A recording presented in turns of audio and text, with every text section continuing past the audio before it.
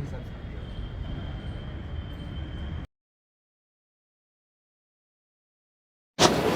आहे.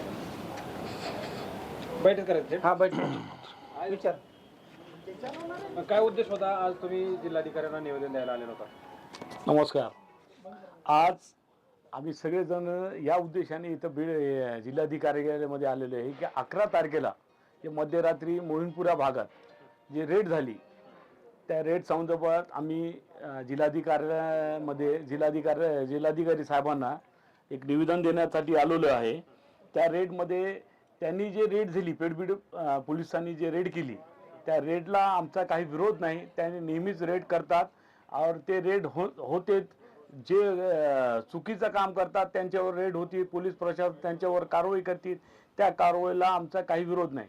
पण 11 तारखेला मध्यरात्री जी रेड करण्यात आली पेडबीडचे जे कर्मचारी पोलीस अधिकारी वगैरे जे काही सोबत होते त्यांनी काही स्वघोषित गौरक्षकांना बाहेरून आलेले आपल्या जिल्ह्यातले सुद्धा नाही बीड शहरातले नाही बाहेर जिल्ह्यातून बीड शहरामध्ये ते गौरक्षक या नावाखाली बीड शहरामध्ये आलते आणि त्यांनी ते पोलिसांनी त्यांना सोबत घेऊन जे दहशत मोहिनपुरा भागात पसरली तिथं फक्त कुरेशी समाज नाही अदर सुद्धा काही लोक राहतात.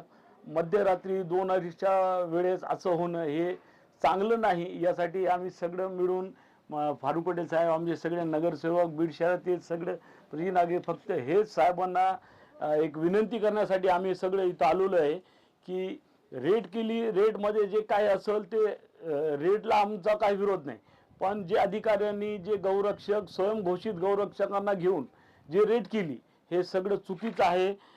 माननीय आयुक्त साहेबांचा विशेष पोलीस महानिरीक्षक यांचा आवाज सुद्धा आहे की तुम्ही खाजगी लोक घेऊन तुम्ही रेड कुठं पोलीस हे करू शकत नाही.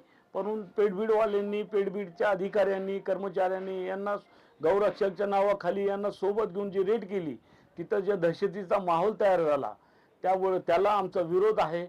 कदाचित जर उद्या जर तिथं दिवसात झाला असता ते मोमीनपुरासारखा बहुबल मुस्लिम बहुबल एरिया आहे तो मोमीनपुरा म्हटल्यावर जर असे लोक जर नवीन गौरक्षकाच्या नावाखाली जर तिथं जाऊन रेड करत असतील आणि बाकी जर तिथं काही अपचित्र किंवा काहीतरी विचित्र प्रकार जर झाला असता जर काही घडला असता विचित्र प्रकार तर मग त्याचे जबाबदार कोण असते? चुकीची कामं केली आहेत तर तुम्ही जसा आक्षेप घेताय पोलिसांच्या व्यतिरिक्त जे पोलीस नव्हते अशा लोकांनी तिथं येऊन हो बरोबर आहे. तिथं दहशत मागवली त्यांनी लॉक तोडले घरातले तुम्ही वाहू शकता व्हिडिओमध्ये आहे आमच्याकडे सुद्धा फुटेज आहे. तुम्ही सगळे व्हिडिओ तपासा. ते बळजबरीने जे जिथं सगळे लॉक तोडले घरात घुसले दहशतीचा म्हणजे आता 2:30 वाजता अगर तुमच्या घरामध्ये कोणी घुसेल तर दहशतीचा माहोल होता. आमच्या महिला असतील तिथं फक्त कुरी समाजच नाही बाकी अदर समाज सुद्धा तिथं राहतो. सगळे मिळून त्या समाजात तिथं राहतात ना. ते रात्री येऊन जर असं 2-2:30च्या दरम्यान येऊन असे दहशतवाद पोलिसांची रेड आम्हाला ऍक्सेप्ट पण त्यांनी जे सोबत लोक आणले ते कसं ऍक्सेप्ट होणार? घोषणाबाजी केली आरडाओरडी झाली तिथं असं रोडनी चालताना पळताना असं काही व्हिडिओ आहे ना त्याच्यामध्ये तुम्ही सगळे व्हिडिओ तपासा. आमची हीच मागणी आहे की असं हे जे प्रकार झालेले आहे तर पुन्हा असं प्रकार होऊ नये. असे काही जे चुकीचे लोक येऊन जर तिथं अजून असं काही होईल तर पुढे जर भविष्यात काही झाला तर त्याचे जबाबदार कोण राहणार? हेच आमचं आहे. या संदर्भात तुम्ही पोलीस अधीक्षकांकडे गेलेला आहात का? पोलीस अधीक्षकांकडे नाही गेले. आम्ही पहिल्यांदाच कलेक्टर ऑफिसमध्ये जिल्हाधिकारी साहेबांना भेटायला आलेलो आहे आणि याच्यानंतर आम्ही आयुक्त साहेबांकडे सुद्धा जाणार आहे. ज्यांनी हे पत्र काढलेलं आहे. माननीय पालकमंत्रीने सुद्धा आम्ही हे लेटर एक तयार केलेलं आहे पालकमंत्रीच्या नावाने देवेंद्र फडणवीस साहेबांच्या नावाने सुद्धा हा पत्र तयार केलेला आहे. आम्ही सगळ्यांना हे पत्र देणार आहे. आम्ही सगळ्यांचा वेळ घेणार आहे आणि सगळ्यांना हे पत्र देणार आहे. अर्थाने 11 तारखेला मध्यरात्री जी घटना झाली मोमीनपुरा भागात स्वयंघोषित गौरक्षकांनी जे पोलीस सोबत घेऊन रेड गेली हे सर्वप्रथम हे चुकीचं आहे की स्वयंघोषित गौरक्षक पोलिसाला घेऊन येत आहेत आणि तिथं जे आता मी त्या घटनेचं जे आता मी विटनेस आहे त्यावेळेस मी जे आता 2 वाजता 2:30 वाजता रात्री मी त्या ठिकाणी पोहोचलो आणि मी जाऊन बघितलं तर हे पोलीस तर लांब उभी होती परंतु जे हे लोकांचे दारा वाजत होते कुलपं तोडत होते हे जे तर मी लाईव्ह मी सगळं बघितलेलं आहे. ठीक आहे, जर कुठं जनावरांचा गोवंशाचा कत्तल होत असेल, त्यांच्यावर कारवाई होत असेल, निश्चित आम्हाला मान्य आहे. परंतु हे जे आहेत स्वयंघोषित गौरक्षक म्हणून जे लोक येत आहेत, हे लोक कोण? हे शासनाने प्रशासनाने यांना जे आता अधिकृत केलेलं आहे का? यांना कोणी जे आता आयडेंटिटी दिलेली आहे का? हे सगळं जे आहे तपासणं गरजेचं आहे. आणि विशेष म्हणजे ते लोक आलेले लोकांपैकी एकही बीड जिल्ह्याचा रहिवासी नाही.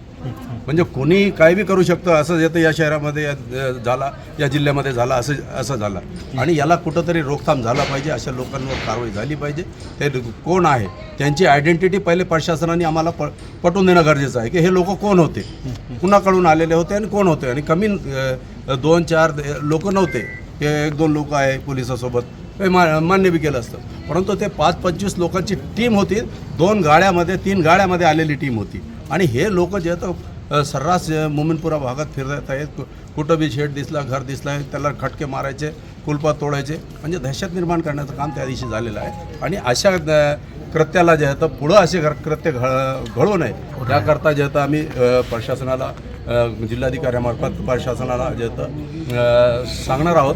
आणि विशेष अजून आम्हाला जिल्हाधिकाऱ्यांना अनेक प्रश्न बी करायचे त्यांच्यासोबतच, की जिल्हाधिकाऱ्यांनी आम्हाला जे आता पाठवलेलं आहे असंही त्यांच्या तोंडातून वक्तव्य आलेलं आहे त्या दिवशी. तर ह्या गोष्टी, अशा गोष्टी जर होत असेल तर जिल्हाधिकाऱ्यांना ज्या विचारणं आमचं कर्तव्य आहे. आणि त्यानिमित्ताने आम्ही जिल्हाधिकारी साहेबाला भेटत आहोत. आणि जे तर आम्ही अनेक प्रश्न करणार आहे याच्यात. आता स्वयंघोषित गौरक्षक, आता त्याच्यात पाळलेले जनावरं त्यांनी आणले, ते अक्षरशः व्हिडिओमध्ये दिसत आहेत की गाय वासरू दोन्ही आहे. आणि ते पाळलेले जनावर आहे. आणि अनेक लोकांची ते जनावरं बी जे येतात रात्री झोपलेले आहे आणि दहशत निर्माण करून जे येतात कोणाचे बी कसले बी जनावरं जे येतात वळून आणलेले आहे. यांनी हे या गोष्टीलाही जे येतं कुठंतरी ब्रेक लागला. जे पोलीस होते ते तरी तुमच्या ओळखीचे आहेत का, किंवा तुम्ही ओळखता का त्यांना? ते कुठल्या पोलीस? नाही, पोलीस बीड शहर पोलीस स्टेशनचे पेठबीड पोलीस स्टेशनचे जे आता अधिकारी कर्मचारी होते. आणि त्या दिवशी जे आता नेमकं रेग्युलर PI रजेवर होते. आणि त्यांच्या जागी असिस्टंट API होते. तिथं बाकीचे जे आता प्रभारी कुठलं तरी जे आता बाहेरून आलेले प्रभारी त्या दिवशी होते. त्यांचं जे आता आमची ओळख नाही, परंतु ते प्रभारी होते त्या दिवशी. आणि त्यांनी असं सगळे कृत्य त्यांच्या मार्गदर्शनाखाली त्यांच्या झाला असं जे आता आहे. आणि याच्यावर आमचा आक्षेप आहे म्हणून आम्ही इथं आलो. 2 दिन पहले जो मोमिनपुर में अवैध गौरक्षकों ने जो पुलिस के साथ मिलकर जो नंगा नाच किया है गौरक्षा के नाम पर, महिलाओं को गाली गलौज की है, बच्चों को उठाकर बाजू किया है, फेंकने की कोशिश की है. और उसकी वजह से वहाँ पर दहशत का माहौल है. हालांकि मोमिनपुरा ये मुस्लिम एरिया होने के बावजूद वहाँ पर हिंदू मुस्लिम हम एक साथ रहते हैं. शिव जयंती, बाबा साहब अम्बेडकर जयंती, रामनवमी हम वहाँ पर मनाते हैं. उसके बावजूद भीड़ का और मोमिनपुरे का वातावरण खराब करने के लिए भीड़ ज़िले के बाहर के गौरक्षक जो अवैध हैं वो पुलिस के साथ आकर मिलकर जो है तो उन्होंने वहाँ पर नंगा नाच किया है, मोहल्ले का वातावरण खराब करने की कोशिश की है. भीड़ के कोई गौरक्षक उनके साथ नहीं होते हुए भीड़ के बाहर के गौरक्षकों ने आकर जो है तो मोमिनपुरा और भीड़ में वातावरण खराब करने की कोशिश की है. उस सिलसिले में हम सर्वपक्षीय सर्वधर्मीय लोग यहाँ पर कलेक्टर ऑफिस और SP ऑफिस के पास जमे हैं. हम माननीय कलेक्टर साहब से भी जो है तो बात करने वाले हैं, डिस्कस करने वाले हैं और कुछ मांगना करने वाले हैं. और इसके बाद जो है हम माननीय SP साहब उनसे भी हम जो है तो डिस्कस करने वाले हैं और उसका सवाल और जवाब हम करने वाले हैं. और जो रक्षक अपने आप को बताते हैं गौरक्षक, वो अवैध थे, उनके ऊपर पहले कार्रवाई होना चाहिए. अगर उनके ऊपर कार्रवाई नहीं हुई तो हम भी गौरक्षक ही हैं. हम बड़े ही मुसलमान हैं. हर मुसलमान जो है तो कत्ल करने वाला ही, जानवर कत्ल करने वाला नहीं होता.